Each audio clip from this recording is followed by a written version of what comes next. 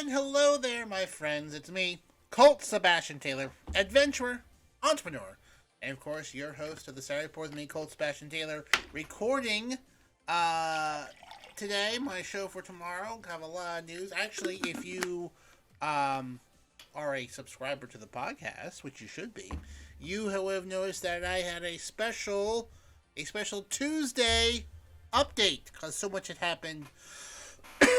So much had happened over the weekend. So, thank you for joining. And, Alexa, turn off the printer light. We can get started with, Alexa, turn off the printer light.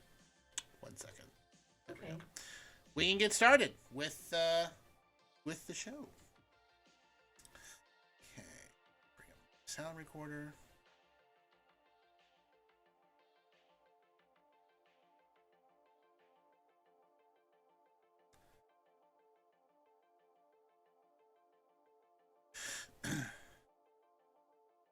Thank you and welcome once again, my friends, to the Saturday Report with me, Colt Sebastian Taylor, adventurer, entrepreneur, and amateur Speaker of the House of Representatives of the United States of America. Yes, that's right, my friends. I was voted in. I'm the Speaker of the House.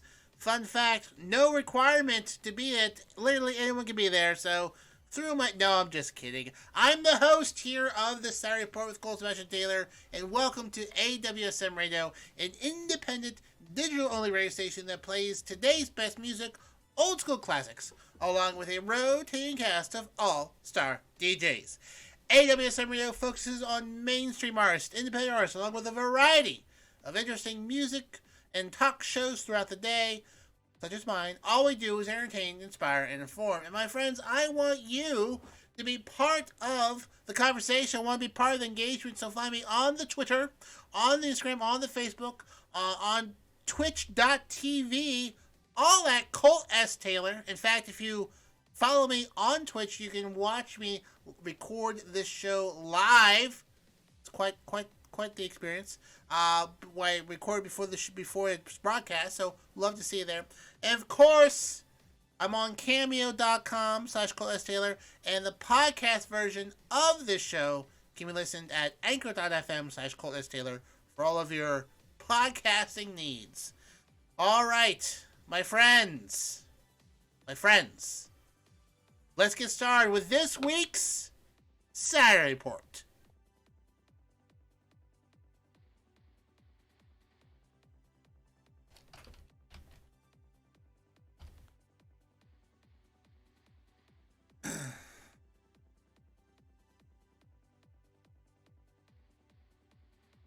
But before we get started, I just want to give a shout out to a good friend of mine. His name is Ray Reese. He is the dulcet voice you hear announcing me at the beginning of every episode. I tapped him to record a special Tuesday opening for my Tuesday news update, which I may or may not do more in the future. You can listen to it on the podcast if you want to. But he was able to quickly record a new opening for me. So I just wanted to publicly thank him for getting back to me so quickly. Do enjoy having him announce me, and I've known him for over 15 years.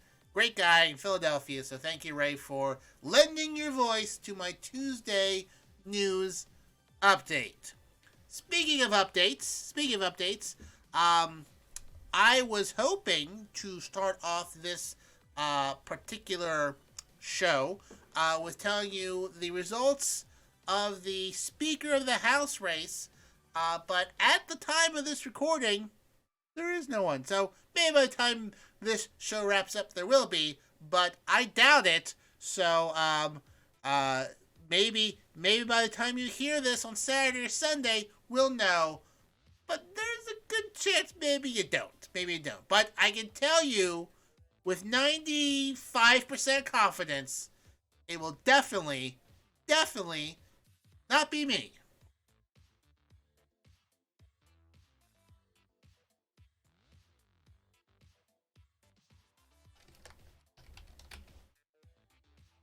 You would want that job, right?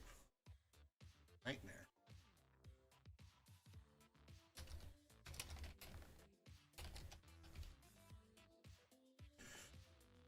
Okay.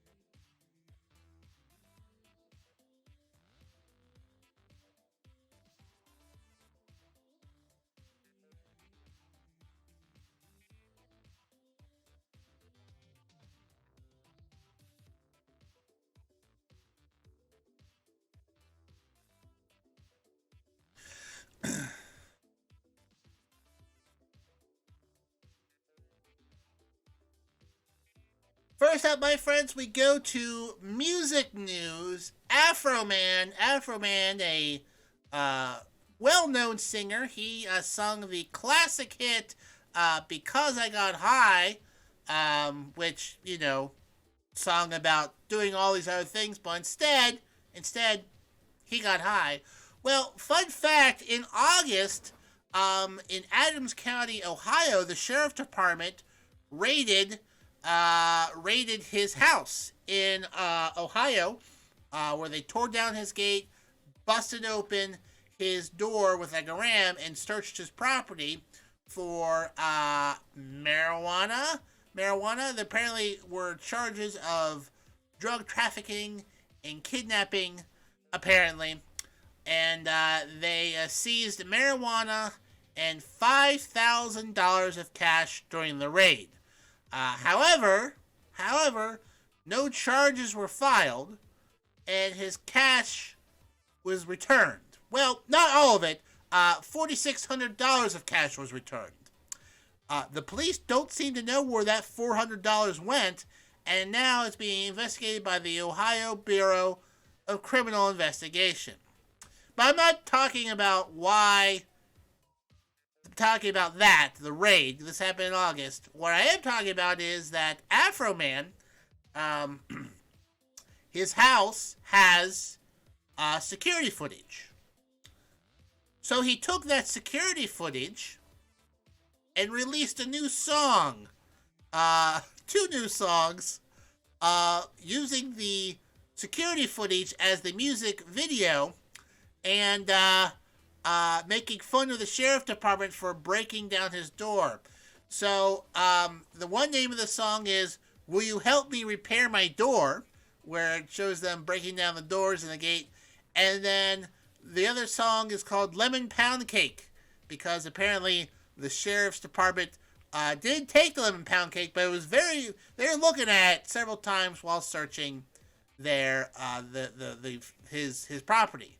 So again, he has cameras all over his property: front gate, front door, living room, kitchen, other places, and they raided his property.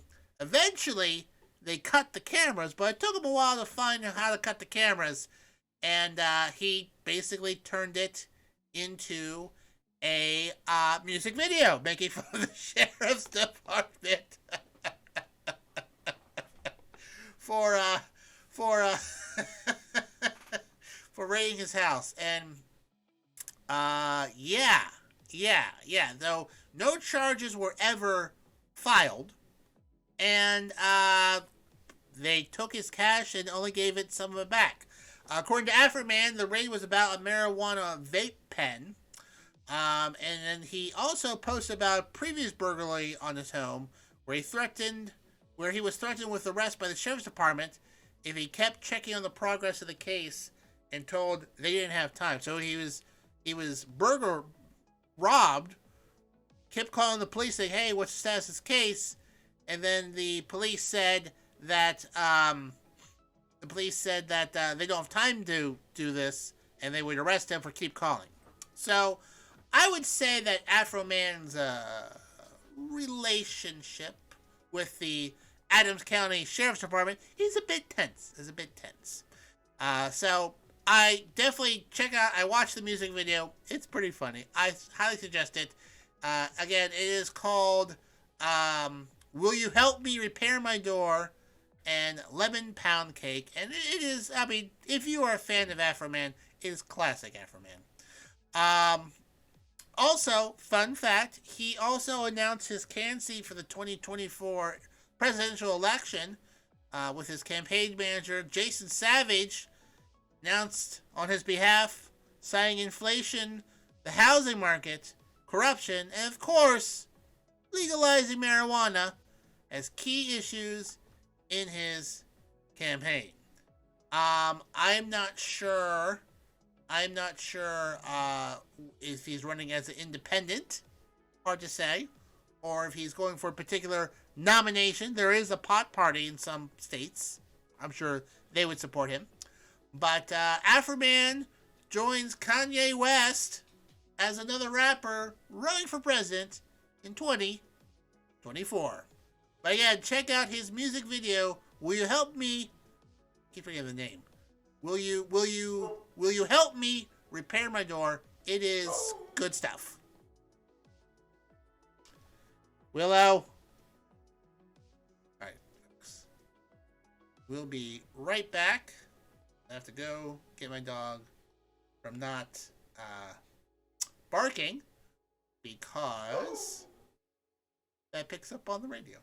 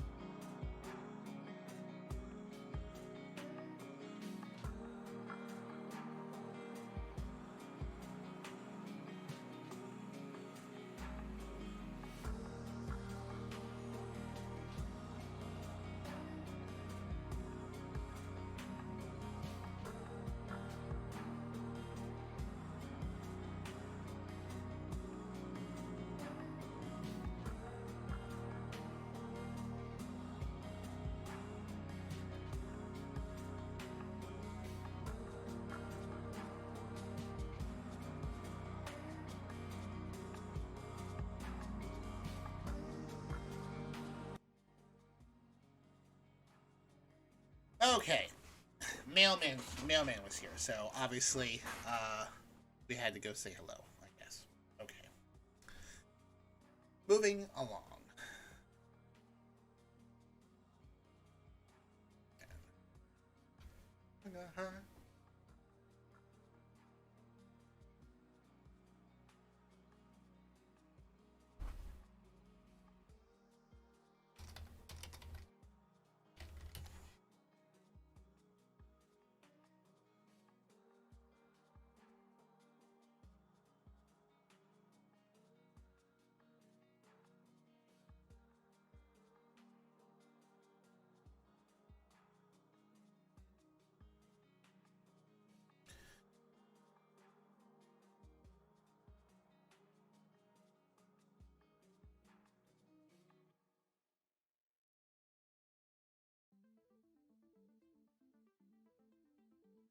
Okay, next up. Next up, my friends, an update from my Tuesday news update about Jeremy Renner. He is still recovering from his snowplow accident that happened on over the weekend and whatnot. Not the last weekend, but previous weekend. And he is still in the hospital. He was critically injured. Apparently, according to details released this week, his snowplow, and snowplow is not like a typical sort of town snowplow that, plows secondary roads. This is like a intense tractor like snowplow. Okay, it's meant to seriously move snow. Reno, Nevada gets a lot of snow. Apparently, he was completely run over by it. This is a basically being run over by a tank, basically, a 7-ton tank. So it basically crushed the right side of his body as it ran him over. Breathed heavily, was bleeding all over the place, but survived. But it didn't run him over completely, but kind of ran over the right side of his body. So he is turned 52 this week. They were able to airlift him to the hospital, and he is doing okay, but has traumatic blunt chest trauma and other orthopedic injuries. Critical but stable condition at the moment. He released a Instagram picture where he said, "Thank you for all your kind words. I'm too messed up to type, but I send love to you all." Got a lot of outpouring support from other actors, some of his co-stars in the Hawkeye Disney Plus um, series. He released another update where his mother and his sister were massaging his head and kind of, giving him a little bit, helping him wash his hair and clean him up a bit in the ICU. So his family is there. He probably has a long road to recovery. I mean, probably has a lot of therapy to go through. I think he had a few more surgeries this week, but he is literally lucky to be alive. Lucky to be alive. So hopefully he'll be back up and going as soon as possible, but it will be a while probably before we see Jeremy Renner in the movie as he recovers from this terrible, terrible, terrible accident.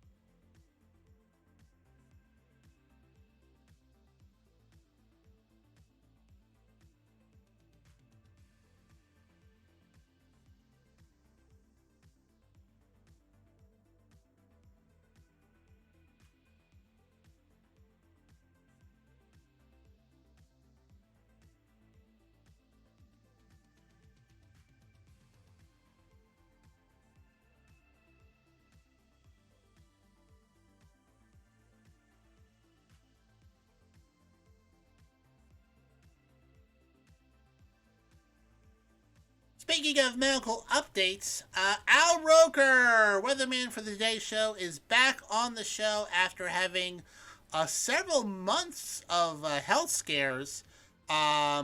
He's actually only 68. He's 68, but he had been gone for 2 months due to blood clots in his leg. And also apparently had some major internal bleeding as well. Lost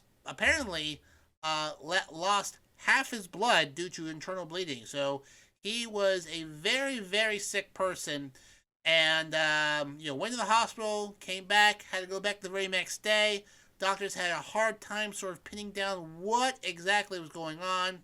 Um, he had to have 5 operations. 5 operations um, um, to correct the internal issues that what was going on and whatnot. So if you saw him over the Christmas holiday when they went to his house to wish him a happy holidays and whatnot, he looked bad. He did not look very healthy. He looked very, very sickly.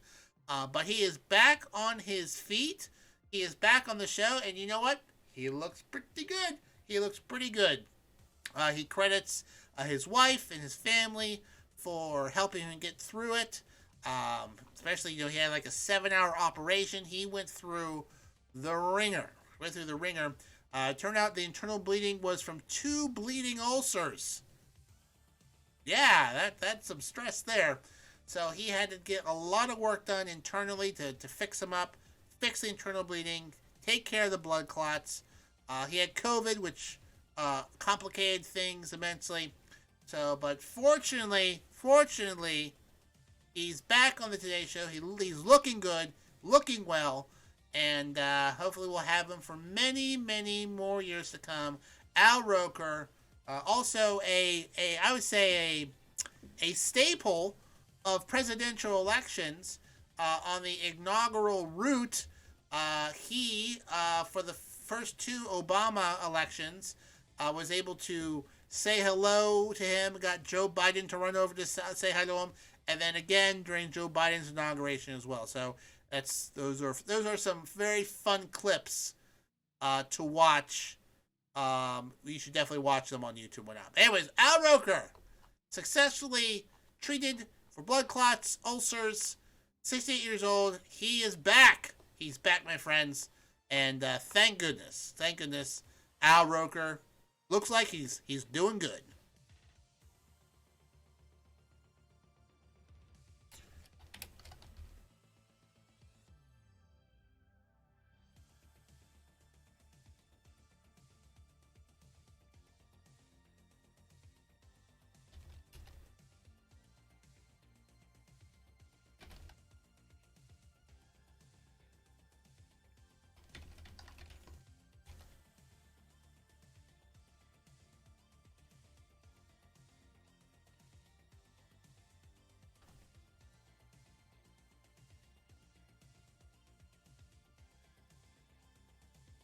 Now, another big thing that happened this last week, it actually happened while I was recording my Tuesday update. I recorded it late Monday night so it could be processed. I could send it in to the station to play on Tuesday night.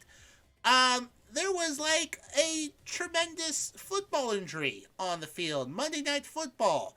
The game was stopped. I was recording and I got this alert on my phone saying play is suspended at the Monday Night Football game, and I was like, "Oh, that's strange. What happened? Some sort of threat?" And a football player named Damar Hamlin, he had a cardiac arrest event on the field. He got clunked right in the chest by a shoulder, just in the right way, made his heart stop. He stood up, thump, fell over. Team rushed out there, and wouldn't you know it, his heart had stopped. So they had to resuscitate him on the field, give him some shocks, did CPR, got his pulse kind of back up, put him in the ambulance, carted him off the field, and yeah, they suspended play. This was like 5 minutes in the game. Well, game time. Into game time. 5 minutes or 5 minutes left. I don't matter. First quarter, they stopped the game, and they decided to postpone it altogether. Like, this is a week. Everyone was so shook up by it that they had to stop. They had to stop the game, and they did not complete it at all. They talked about doing it again or like continuing it later, but they've decided to declare it a no contest, and the game is officially canceled. Now I don't know how that works with like records and stuff like that. I mean, it's really doesn't really matter. But it is one of the first games to be canceled since the players' strike in 1987. Certainly, I believe, I could be wrong here.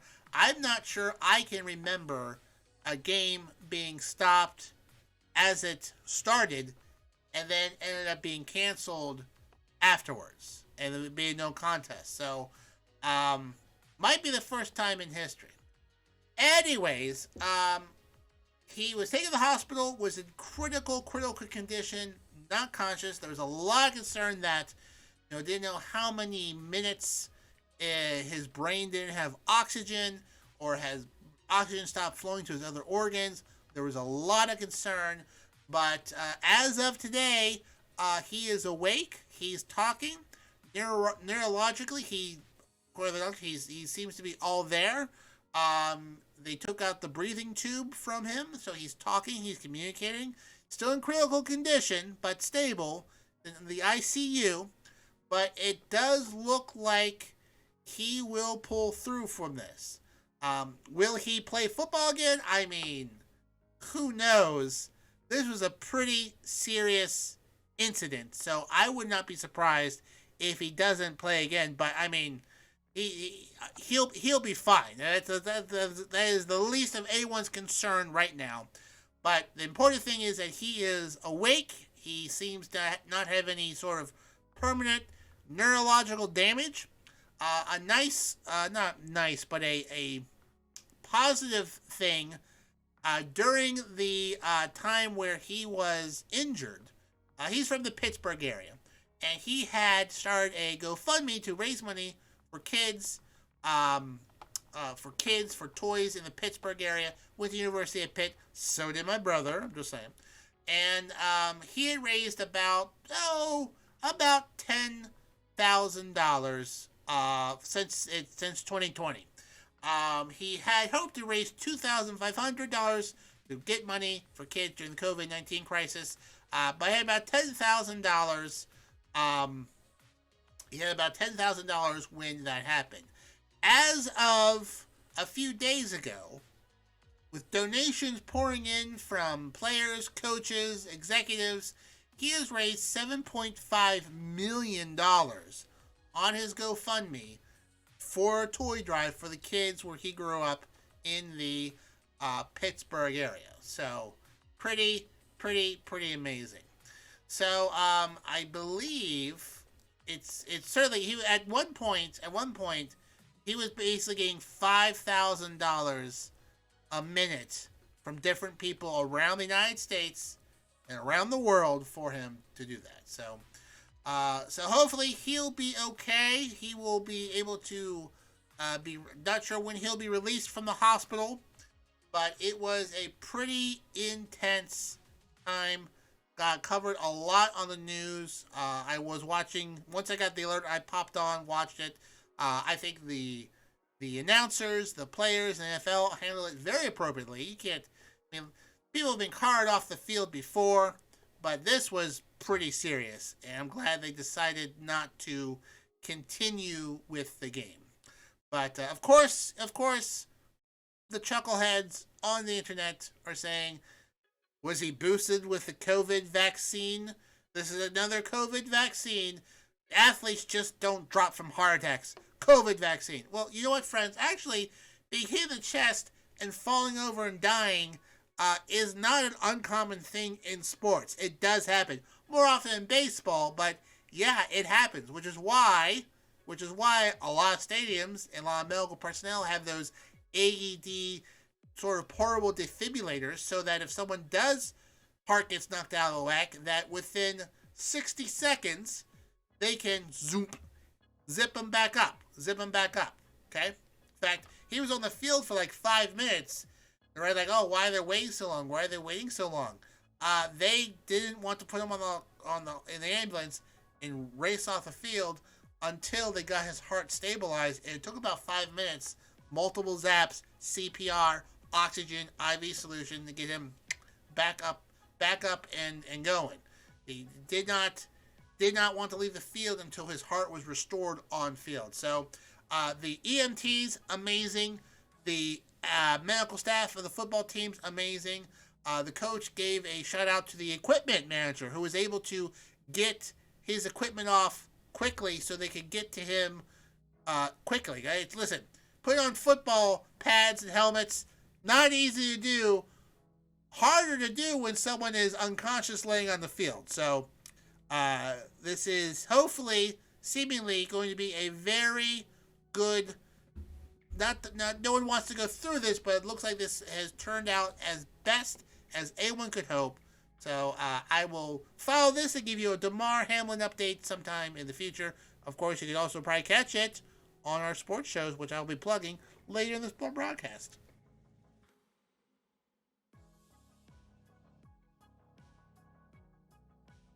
All right, let's see here. We've got 1, 2, 3, 8, 7, 14, 22. Oh, well, I should probably do some.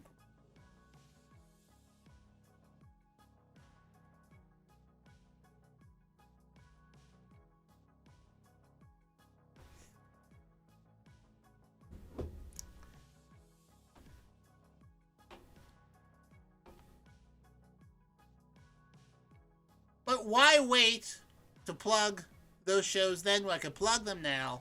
And my friends, listen, Wednesday nights is your place to be for all things sports here on AWSM Radio, because at 9 p.m. we have To The Rack with Mac, which is your go-to spot for all things basketball. Join NBA expert Mac Daddy as he brings you a full hour of high-flying hoops expertise for all things NBA. Tune in Wednesday nights at 9 p.m. And then What's Going On? What's Going On is our Fox Sports affiliate show, providing listeners with over 150 combined years of sports knowledge. Hosted by Nate Brown and his crew, they are a staple, and have been a staple, of Western New York sports for the past 2 decades, and now they have moved national, and we have them here Wednesdays at 10 p.m. So just to recap, for all of your sports needs, Wednesday nights, Eastern Standard Times, 9 p.m., To The Rack with Mac, 10 p.m., What's Going On, only here, my friends, on AWSM Radio.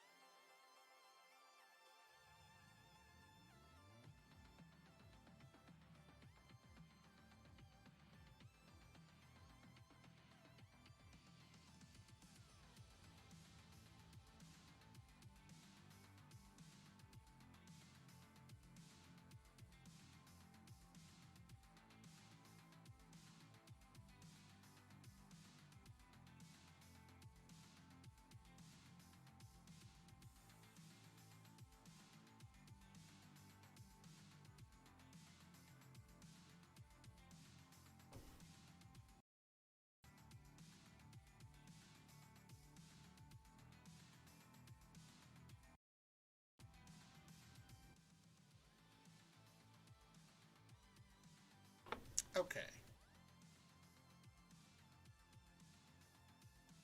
Next, friends, we go to the world of literature, where we're talking about the death of Susan Meacham. Susan Meacham, she wrote a lot of romance novels and whatnot, and she, in October of 2020, she, according to a message posted on her Facebook page, she died via suicide. Although apparently not, because apparently recently, last week or two, her private Facebook group, someone using her account posted on there saying that she had basically faked her death in 2020 and whatnot. Needless to say, a lot of people were shocked. A lot of people were shocked that she had done that. Apparently in October 2020, someone claiming to be her daughter posted something on there indicating that she had died via suicide, and then told people to, pass him up information about suicide prevention and whatnot. Blamed that people were bullying her into mental health crisis, and that's what happened.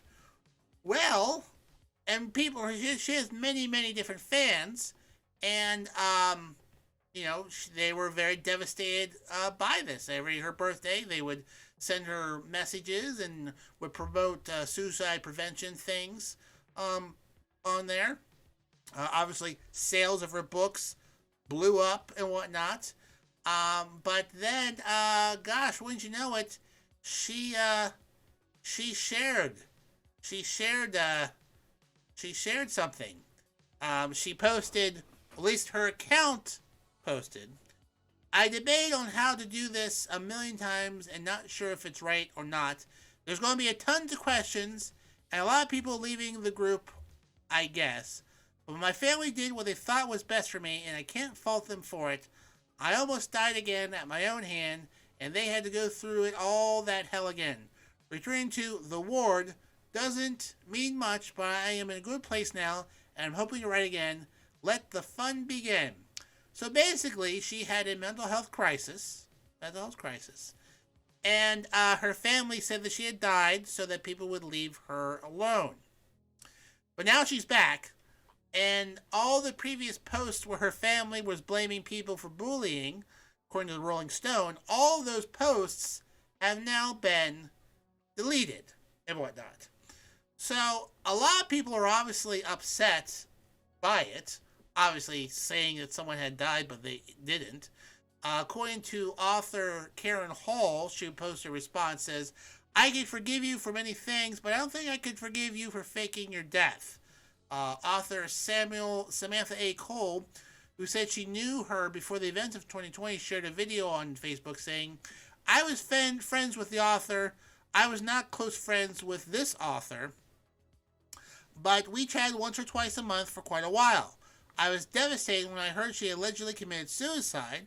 There were a lot of posts on her wall, allegedly from her family, blaming the book world for bullying her mother to the point where she took her own life. Those posts are now gone.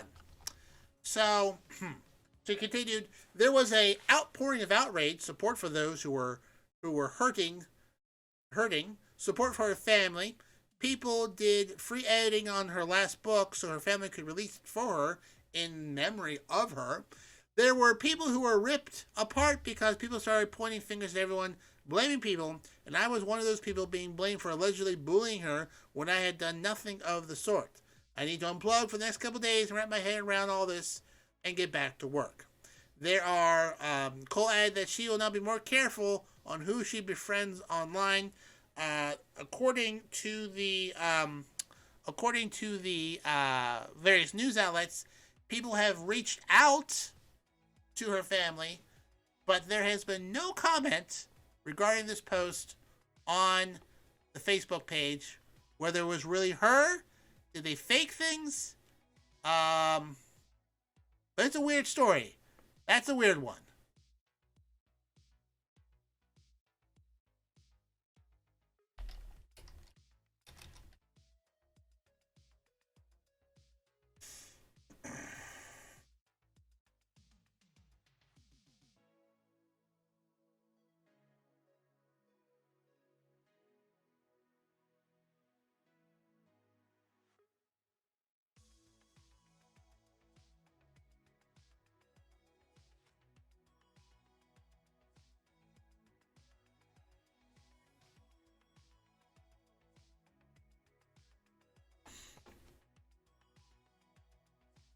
We now pop over to Iowa, where the world's oldest person in the United States has passed away this week at the age of 115. Bessie Lorena Hendricks of Lake City died Tuesday at the Shady Oaks Care Center, according to funeral home in Lake City. She had celebrated her 115th birthday at the home on November 7th and was listed this last year by the Los Angeles-based Gerontology Research Group as the country's oldest living person until her passing. She was born in 1907 in 1907. Jeez, and I don't think we had all the states. We didn't have all 48 states at that point. I mean, I now I have to go Arizona statehood. I think Arizona was the last one.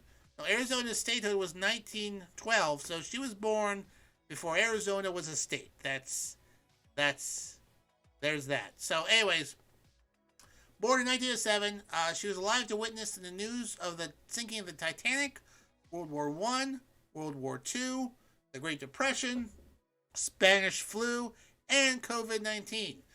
She was a teacher in a one-room schoolhouse, was a mother of 5 children. She is survived by 3 of her children. We have a funeral service this current weekend. The current oldest person now is 114-year-old Edie Cesarelli of California is now the country's current oldest person. So 115. I'm looking at photos of her right now from last November. I mean, she looks old, but she don't look 115. She looks very good for a 115-year-old. I can't even imagine being 115 years. If I make it to 115, that would make me around 20. I'd be kicking in the year 2095. Holy moly. Well, at that point, we'll have robots, and I'll just like swap my blood out like an oil change. So, okay. Tell you what, guys, I will do at least one broadcast if I'm around at 115, assuming the robot overlords haven't taken us hostage. That's my promise to you.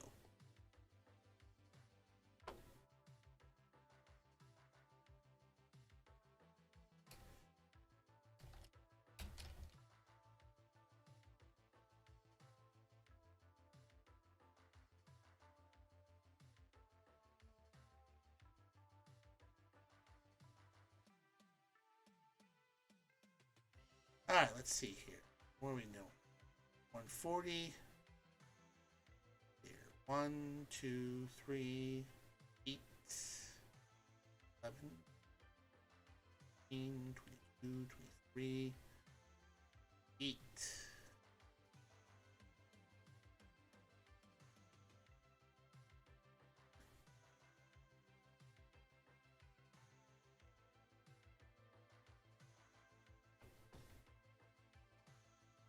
My friends, at my 115th birthday party from now, I'm going to have one person playing there at the old age home for my birthday. That's my pal DC.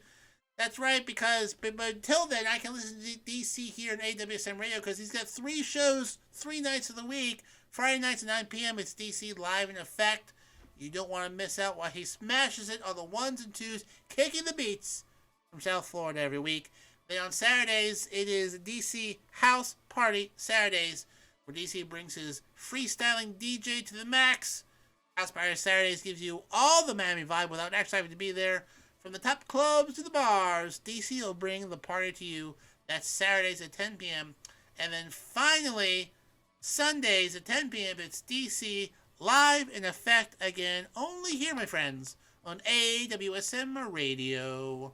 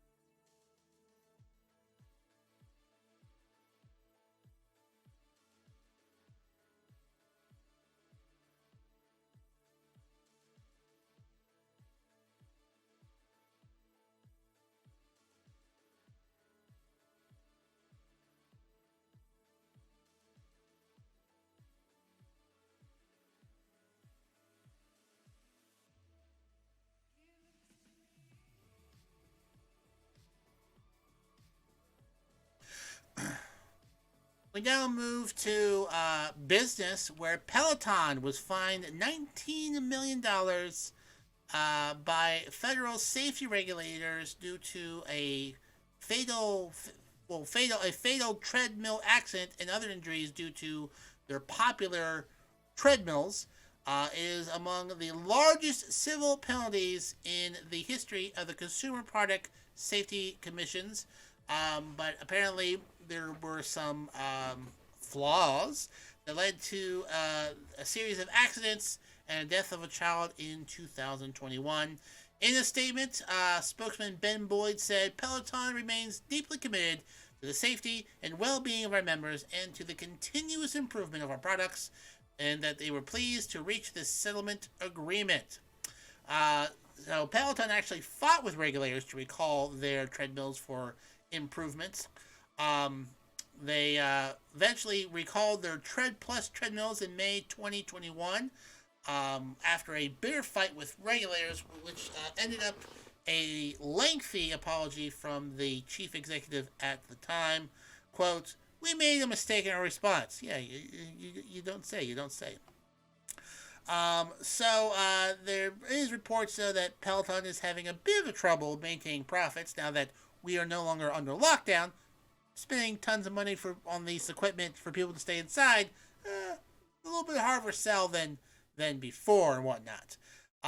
They decided to put in a variety of new safety features in the treadmill.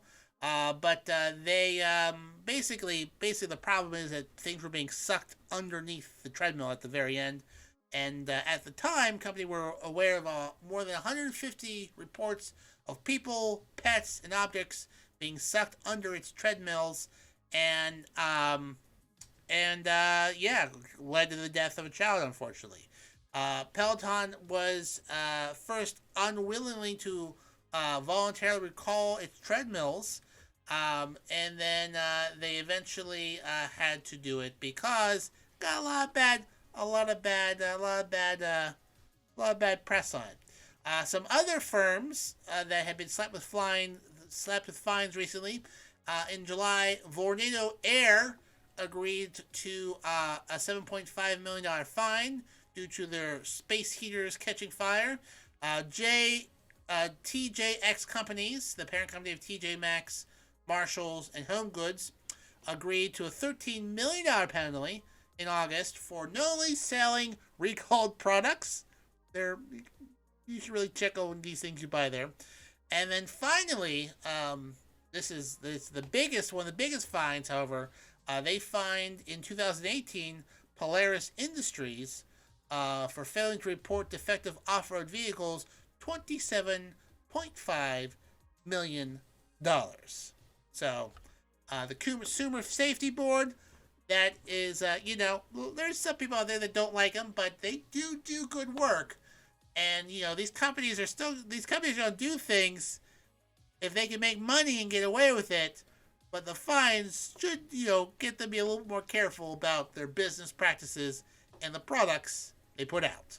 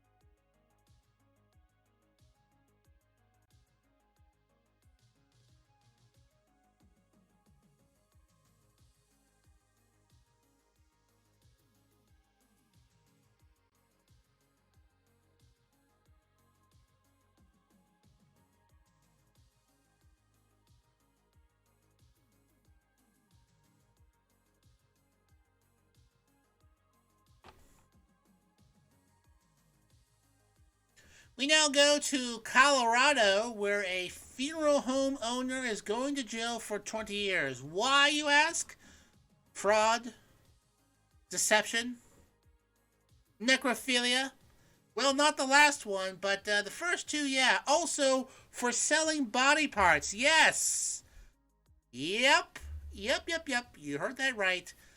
Megan Hess apparently cheated relatives of the dead and stole body parts using forged donor forms and were selling body parts and got 20 years in federal prison for doing that.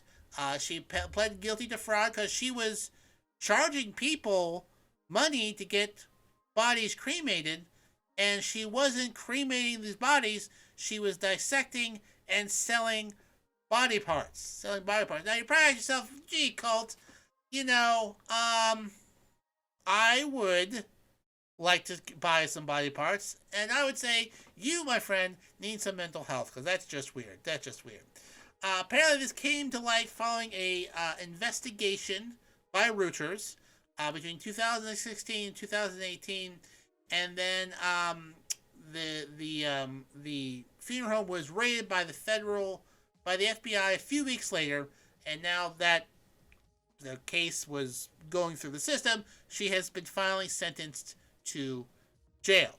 So, it's prosecutors call it one of the most significant cases involving body parts in recent U.S. history. I didn't know there was a record or whatnot, but apparently it happens. Her lawyer justified her actions, saying that it could be attributed to traumatic brain injury that she suffered when she was 18. So it's not really her fault. She has brain injury, but I guess the judge and jury did not quite buy that. Now, here's the thing that I did not know until I read this story. So, it is illegal to sell hearts, kidneys, and tendons. Okay, to sell those to transplant into other people, illegal. They must be donated. So someone gets a heart from someone else, you can't sell your kidney to somebody. You have to donate. It is illegal in the United States. However, the sale of arms, spines, knees, heads, etc. is not currently regulated by federal law. So the selling of these things was not illegal. Okay, her selling someone's head or arm or spine, not illegal. What she got popped for was forging paperwork saying that she had permission to do this, and then charging people money for cremations that never happened, and cutting up bodies without the permission of the family. That part's illegal. The actual selling of these things, yeah, you buy a head if you want to. Apparently, buy a head all day long. Go figure. So, also, more than 200 families fell victim to this operation and received cremated ashes from bins mixed with the remains of different cadavers. So they got ashes, but it wasn't their loved ones. It was just basically whatever they had left. So, yeah, pretty terrible stuff. But she's going to jail for 20 years. Thank goodness.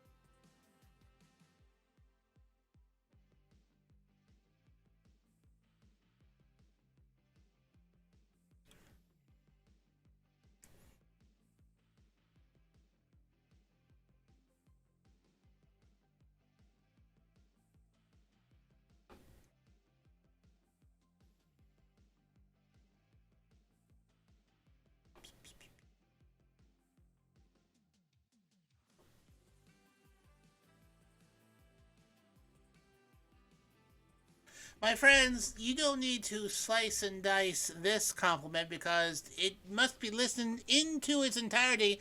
You need to listen to the rock sessions, my friends. It is our drive time show here at AWSM Radio, making sure your evening commute home is fun, featuring the hottest music on the charts and some other surprises in between. My Pal Rocks will make it rock style, Monday through Friday, 5 p.m. to 7 p.m. Only here, my friends, on AWSM Radio. She doesn't sell body parts. I can guarantee it. She only sells good time during the drive show, the rock sessions. You know what? I could say I can endorse rocks as someone that is unlikely at all to sell any of your body parts. In fact, I 99.9% guarantee it. Don't believe me? Well, then listen to the rock sessions Monday through Friday, 5 p.m. to 7 p.m. and find out for yourself. And you'll say, but Colt, you're right.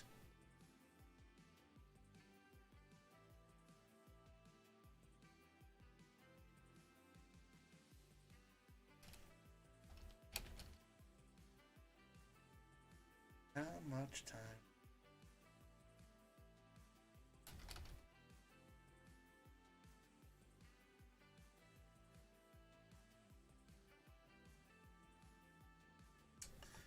Okay. 1, 2, 3, 8, 11, 14, 22, 5, 3,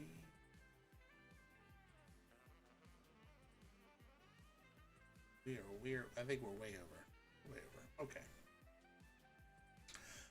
Well, my friends, I think we'll be wrapping up this broadcast today. I need to do some calculations here to figure out where to get the show put together. So, thanks for joining me this evening and subscribing, whatnot. And I'll see you next time. Until then, I'm, of course, your friend, Colt Sebastian Taylor.